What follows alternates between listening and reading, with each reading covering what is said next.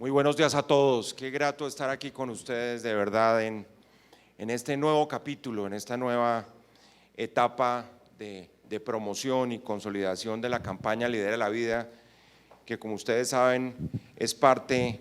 de un esfuerzo que busca esencialmente apoyar a nuestros líderes y lideresas sociales y que ha tenido todo el apoyo también de la cooperación internacional. Yo quiero saludar en primer lugar al señor Defensor del Pueblo, el doctor Carlos Alfonso Negret Mosquera,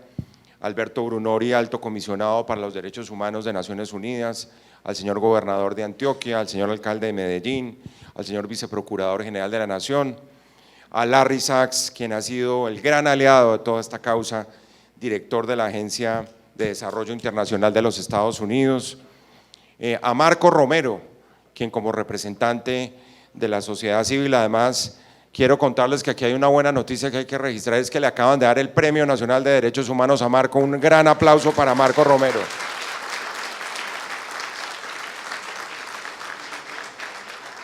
Vamos a ver en qué momento nos lo llevamos para la Procuraduría, que ese ha sido un intento fallido de mi parte varias veces, pero Marco, de verdad, muchas felicitaciones. Como Marino Córdoba, que está aquí presente también y ha sido otro de los artífices de todo lo que ha sido esta campaña desde la sociedad civil, que ese es el sabor que ha tenido precisamente la campaña Lidera la Vida, siendo una iniciativa de respaldo, por supuesto, de la institucionalidad pública, pero ha tenido ese origen en la sociedad civil, en la dirigencia del liderazgo social de Colombia. Señores procuradores delegados, doctor Carlos Medina, doctor Richard Moreno, señor procurador regional, señor presidente del sindicato de la Procuraduría, doctor Carlos Tulio Franco, aquí presente, queridos invitados especiales, y los voy a mencionar porque ustedes son los que han sido los arquitectos de todo este proyecto: Nelly Osorno, presidenta del Instituto de Capacitación Popular; John Restrepo, director de Casas Diversas; Viviana Colorado, investigadora de la Escuela Nacional Sindical; Abil Manuel, líder de Bojayá; Amelia Santa Cruz, consejera indígena de Antioquia; Óscar Salazar, del Proceso de Unidad Popular del Suroccidente; Rubiela Benítez, representante de Protección y Prevención de la Mesa Víctimas del Casanare; Alejandra Borrero, quien se hará presente aquí en el curso de la mañana; el exfutbolista de la Selección Colombia, Oscar Córdoba, que ha sido también partícipe de toda esta iniciativa; Mario Enrique Vargas, de EAFIT; Juan Felipe Aramburo, de ProAntioquia; Huber Ariza. El apoyo que nos ha dado la Federación Nacional de Departamentos ha sido permanente y muy importante para toda esta iniciativa.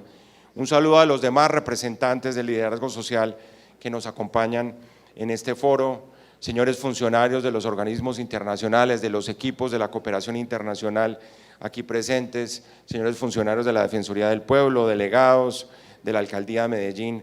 amigos de los medios de comunicación. Tener un capítulo más de Lidera la Vida, siendo el segundo a nivel de los encuentros regionales, es realmente un motivo de satisfacción grande, pero un motivo de satisfacción que es agridulce, les digo, porque pese a todos los esfuerzos que hemos hecho, y yo creo que es parte de todo lo que ha venido sucediendo, tenemos esta frustración que no hemos sido capaces de frenar este desangre, y eso hay que decirlo de frente, porque independientemente de cuál ha sido la magnitud de todo nuestro esfuerzo, nos estamos quedando cortos a la hora de parar, de ponerle un freno a lo que es el desangre desde el punto de vista humanitario del asesinato de nuestros líderes sociales. Todo Colombia fue testigo del asesinato de una candidata a la alcaldía de Suárez esta semana, y esto sigue desgarrando el alma y nos pone a pensar si realmente con las acciones colectivas que hemos venido desempeñando, con los compromisos que todos hemos asumido en este marco de esta iniciativa Lidera por la Paz, estamos realmente poniéndole una cortapisa a toda esta realidad tan dramática que se ha venido presentando. A esto se suma el resultado también de la desesperanza, digamos, de la incertidumbre, por decirlo menos, que ha generado en el país unos individuos que definitivamente renunciaron al proceso de paz y anacrónicamente, enviándole un mensaje a las nuevas generaciones de colombianos que no entienden, salen con unas armas a creer que este país se quedó estancado en un escenario de hace más de 100 años, promoviendo nuevas marquetalias y unas amenazas contra el Estado colombiano. Y eso por supuesto que hace daño, y hace daño grande, pero desde el punto de vista de lo positivo, lo comentábamos ahora previamente con algunos de ustedes, lo que marca es la necesidad de terminar con la tibieza de muchos colombianos frente al proceso de paz. Aquí o estamos con la paz o no estamos con la paz. Aquí se acabaron los términos medios. Porque todos sabemos que esta campaña es una campaña de defensa de la paz, y lo decía el comercial aquí presentado hace unos minutos. Aquí cada muerte de un líder social es la muerte a pedacitos de la Constitución colombiana, es la muerte por goteo del conjunto de derechos que estamos defendiendo todos desde 1991, y por eso hay que frenarlo. Y por eso es tan importante que el objetivo fundamental de esta campaña Lidera de la Vida ha sido visibilizar a los líderes sociales, ponerlos como referente de la sociedad, como referente de un país distinto que comenzamos a construir, va a ser 30 años en el marco de la Constitución de 1991. La muerte de un líder social, ya lo decía, extingue de alguna manera esas posibilidades ciertas de la paz, extingue la posibilidad de defensa del medio ambiente, la posibilidad de luchar contra los actores armados ilegales con el papel que han jugado precisamente en la eliminación de los líderes sociales. Pero debe sobre todo, creo yo, marcar un final para quienes han sido indiferentes a esta problemática en Colombia. Ojalá eso se dé, además, que quienes han estado al margen de la necesidad de movilizarse por la defensa de los líderes sociales los hagan ahora, porque llegamos a un momento en que las filas de quienes estamos en favor de la paz cada día hay que seguirlas fortaleciendo. Yo pienso que de la estadística que ustedes saben, la Defensoría del Pueblo, ya hablará aquí el defensor, desde el 1 de enero del 16 ya esto está llegando a un peaje de más de 500 personas, lo cual supone, repito, una realidad que es dramática. Y realmente pensar en que los grupos armados, seguramente envalentonados por la insensatez de unos lunáticos y unos derrotados, como yo lo he dicho muchas veces, los que están incitando a la población colombiana en este momento a revivir unas guerras que Colombia no quiere, son simplemente unos derrotados. Fracasaron en la guerra y fracasaron en la paz, y van a fracasar de nuevo en ese intento por devolver a Colombia al pasado, porque hay que seguirles apostando al futuro y a la paz, y no al pasado y a la guerra. De tal manera que tenemos un escenario, además, que es un escenario complejo, y lo digo pensando en lo que viene de aquí para adelante hasta el 27 de octubre. Tenemos un escenario electoral en donde se intensifica la violencia contra los candidatos, se intensifica la violencia contra los líderes sociales. En una reciente reunión del Consejo Nacional de Garantías de Seguridad, yo se lo expresaba explícitamente al señor presidente de la República, la necesidad de tener en alerta roja a este país por las elecciones, en un proceso electoral donde, como se ha visto, están atacando a los candidatos y más a quien tienen la doble condición de ser candidatos y ser líderes o lideresas sociales. De tal manera, y lo dicen ya las estadísticas, en lo que va hay 143 victimizaciones en 90 hechos por violencia electoral en los últimos días, y yo creo que el asesinato miserable de Karina García le muestra al país cuál es esa cara de ese país, repito, que muchos quieren repetir y que muchos estamos absolutamente renuentes a tolerar como un escenario del ejercicio de la política. Esa paz electoral que se pudo dar en el pasado, hay muchos que están interesados en revertirla, y eso lo tenemos que evitar. Y lo evitamos por esta vía, por la vía de inmovilizar a los victimarios, por la vía de inmovilizar a los grupos al margen de la ley que están tratando de cercenar los derechos de líderes y lideresas sociales, y de fomentar una cultura de valoración de derechos humanos. Ayer lanzábamos aquí en Medellín, conjuntamente también con la cooperación internacional, con la Organización Internacional de Migraciones y con la Agencia de Desarrollo Internacional de los Estados Unidos, una campaña cuyo lema dice todo: aquí cabemos todos, Colombia libre de xenofobia. Ustedes han visto cómo la estigmatización en el caso de los migrantes venezolanos se está convirtiendo lamentablemente en una bandera electoral en Colombia. Eso no lo podemos permitir. Ayer anunciamos que desde la Procuraduría General de la Nación vamos a impedirlo, y vamos a entrar a las campañas desde el punto de vista del ángulo de los partidos y de los candidatos mismos, a ver quiénes son los que están utilizando esa argumentación para excluir, para fomentar el odio y el resentimiento, que lo único que hacen es radicalizar aún más la polarización en este país. Lo que tenemos que radicalizar en este momento en Colombia es la defensa de la paz, por los escenarios de futuro que trae para Colombia. ¿Qué tiene esto de nuevo? Ya lo decía, estos son iniciativas que salieron de la sociedad civil, que busca evitar esa estigmatización. Ayer lo decíamos en el caso de los migrantes venezolanos, hoy lo decimos en el caso de los líderes sociales. Ustedes recuerdan cómo en la primera mesa por la vida, precisamente en la ciudad de Montería, denunciamos la forma como se quiso entorpecer una acción disciplinaria de la Procuraduría contra un alcalde que no solo había menospreciado la necesidad de defender una líder social, sino de que de manera directa y presuntamente, porque no establezco ni lo puedo establecer un juicio disciplinario públicamente, intervino de alguna manera por omisión en el asesinato de una persona. Y eso tenemos que seguir en esa dirección, porque son muchas las investigaciones que estamos haciendo en ese campo y el papel de alcaldes y gobernadores es fundamental para mostrar resultados en ese campo. Por eso es tan importante además que pensemos en que no se trata únicamente de crear estos diálogos, de propiciar estos encuentros, sino de mostrar acciones concretas que puedan llevar a resultados y a que cambie la realidad. Nosotros hemos insistido mucho en que hay que comenzar a evaluar los compromisos de cada uno de cara a esos pactos que se han hecho en el marco de esta iniciativa Lidera la Vida, de cómo la participación de la sociedad civil, que repito ha sido el elemento diferenciador de toda esta estrategia, ha llevado a la necesidad de crear unas piezas a nivel de comunicación de los colombianos que nos permita resaltar el papel trascendental que juega el liderazgo social en la consolidación de los escenarios del Estado de Derecho y del desarrollo social de Colombia.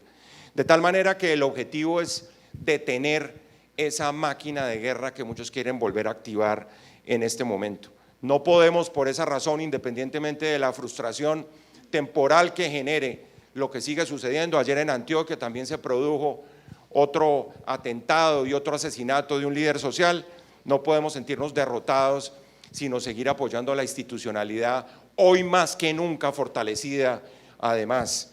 por los liderazgos sociales desde la sociedad civil, tratando de demostrar además, como lo hemos dicho muchas veces, que aquí la paz no le pertenece a ningún partido político ni a ninguna ideología. La paz es patrimonio de todos los colombianos e insisto, es el único legado que le podemos dejar a las nuevas generaciones de colombianos. Por eso la invitación es a seguir allí, a que en este proceso electoral no solo protejamos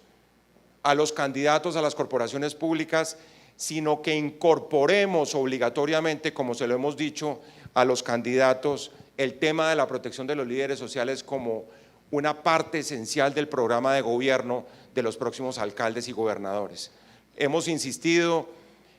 frente a quienes están haciendo todos los materiales que son didácticos para esos nuevos alcaldes y gobernadores en la ESAP, en la Escuela Superior de Administración Pública, y estaremos activos en exigirles en los programas de gobierno y en las ejecutorias los recursos de toda naturaleza para que el primer tema de seguridad, sobre todo en los departamentos más críticos de Colombia, sea precisamente la defensa de los líderes sociales. Insistimos en que en este momento vivimos un riesgo electoral que es preocupante, un riesgo electoral que supone un trabajo de metodología en donde cada una de las instituciones de control ha venido construyendo esos mapas de riesgo electoral. La Procuraduría está en ese tema, el señor Defensor del Pueblo lo ha presentado recientemente, la MOE también ha aportado metodologías en ese campo y lo grave es que siguen aconteciendo estos hechos recientes de atentados contra los líderes sociales. Nosotros estamos convencidos, por ejemplo, que en este momento una acción concreta tiene que ser muy importante y es hacer el censo de necesidades. En este mapa que ustedes están viendo, que es producto de esa nueva metodología que ha puesto en marcha la Procuraduría, donde hemos sumado los índices más los indicadores de todas las instituciones del país que han trabajado en esos factores de riesgo que aparecían en la transparencia anterior, y volvamos un poquito a la transparencia anterior, ya vamos al mapa. Fíjense ustedes cómo hay tres elementos que son fundamentales para configurar este índice de riesgo electoral. Uno, lo electoral propiamente dicho, que supone la posibilidad de la comisión de determinadas conductas contra el sufragio de la gente. la transhumancia, que es el trasteo de votos, los candidatos investigados, las quejas electorales, los niveles de abstención. Los temas de violencia, donde tenemos un indicador de amenaza sobre la libertad del sufragio en Colombia. El índice de concentración de víctimas, que deja claramente un escenario de cómo el conflicto armado afectó ese territorio en Colombia, en la incidencia del conflicto como tal, las áreas con cultivos ilícitos, esa herramienta tan importante que ha puesto en marcha el Defensor del Pueblo, que son las alertas tempranas, que los hechos triste y lamentablemente le siguen dando siempre la razón. Donde hay una alerta de la Defensoría del Pueblo, viene casi que inmediatamente un hecho que corrobora lo verídica, que es de alguna manera la alerta,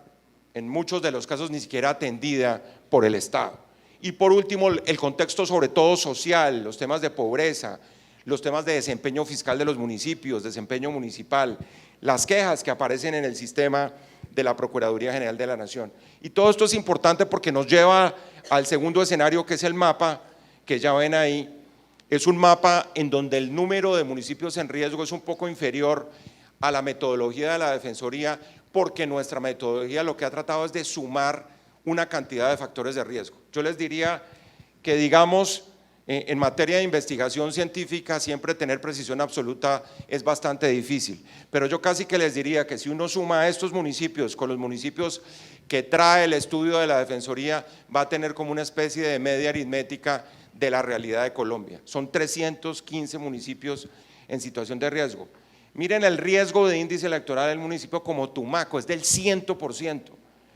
En 5 municipios de norte de Santander.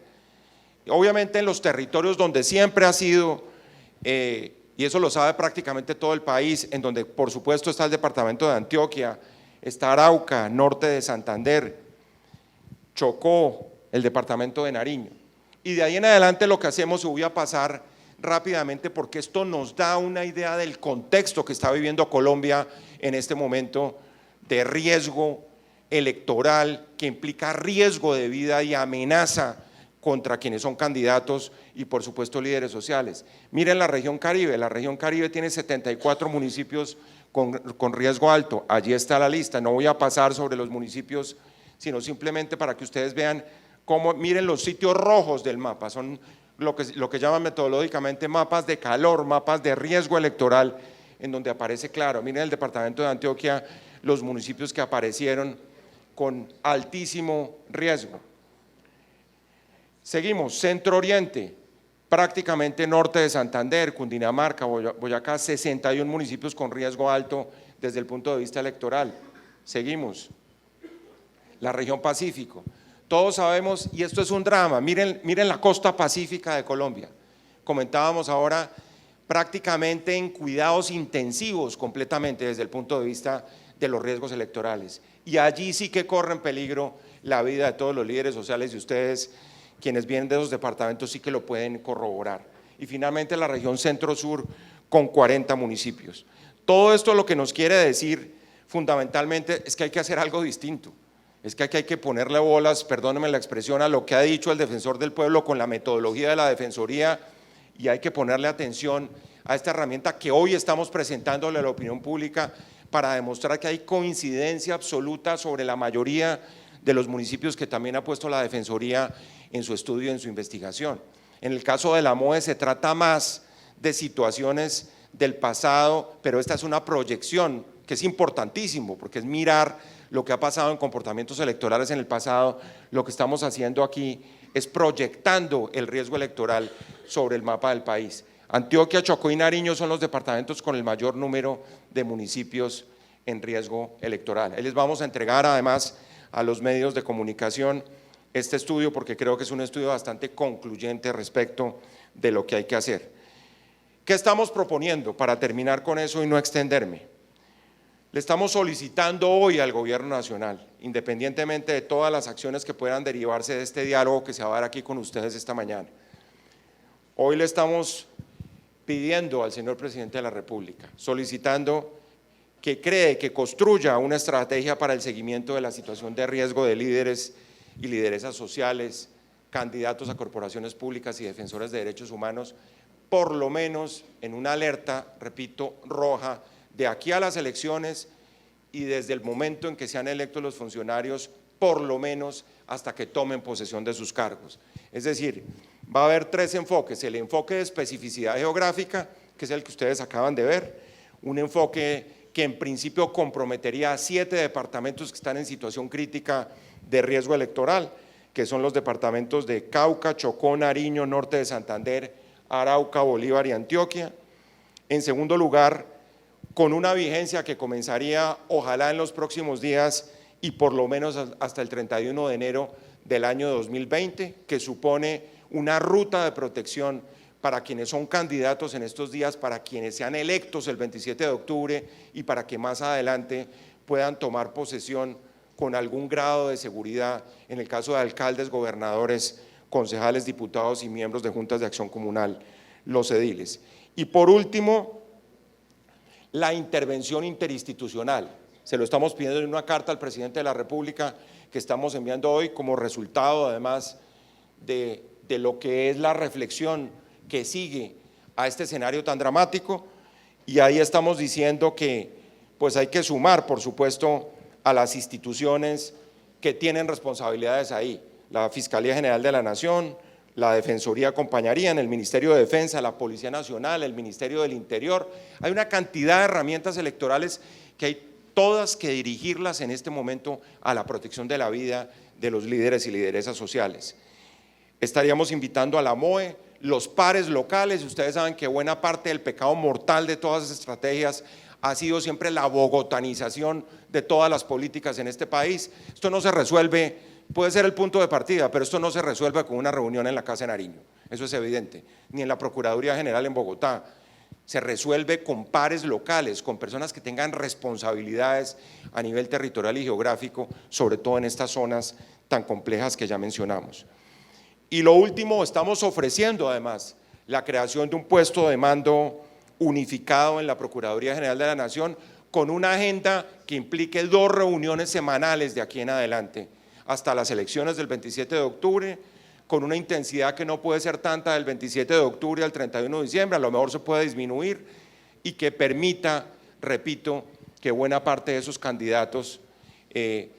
tengan un proceso de seguimiento desde el punto de vista de su seguridad personal a través del puesto de mando, monitoreo y control, en este caso operado desde Bogotá, pero con una representación y con un alcance a nivel territorial. Es muy importante además que se vincule a este escenario la Comisión Nacional de Garantías de Seguridad. Así se lo pedimos al presidente en la última reunión de la Comisión Nacional de Garantías de Seguridad. Pienso que de aquí en adelante este sería un proyecto muy concreto que supondría además el pensar en un mecanismo que sirva de aquí en adelante para seguir frenando esto que ya tiene connotaciones, como lo he repetido muchas veces con el defensor, unos visos de tragedia humanitaria que todos tenemos la obligación de detener. Como les decía en un comienzo, y con estos termino, nosotros veníamos afirmando durante tanto tiempo, sobre todo en una agencia como la Procuraduría, que nuestro gran debate fue la forma como el conflicto armado tapó la corrupción. Una frase que se resumió diciendo que el humo de la guerra nos había impedido ver la corrupción. Hay algunos que precisamente porque saben que ahora como la corrupción salió a flote, quieren de nuevo crear esos escenarios de invisibilidad de la corrupción, promoviendo la guerra en Colombia, y eso es lo que tenemos que impedir. Ese es el compromiso de este importantísimo encuentro de hoy en la ciudad de Medellín, donde la sociedad civil y quienes tienen las necesidades además de preservación de la vida y la libertad para seguir en la lucha por la defensa de los derechos sociales, que son ustedes, seguirán siendo los protagonistas de toda esta actividad. Muchísimas gracias y muchos éxitos en esta mañana.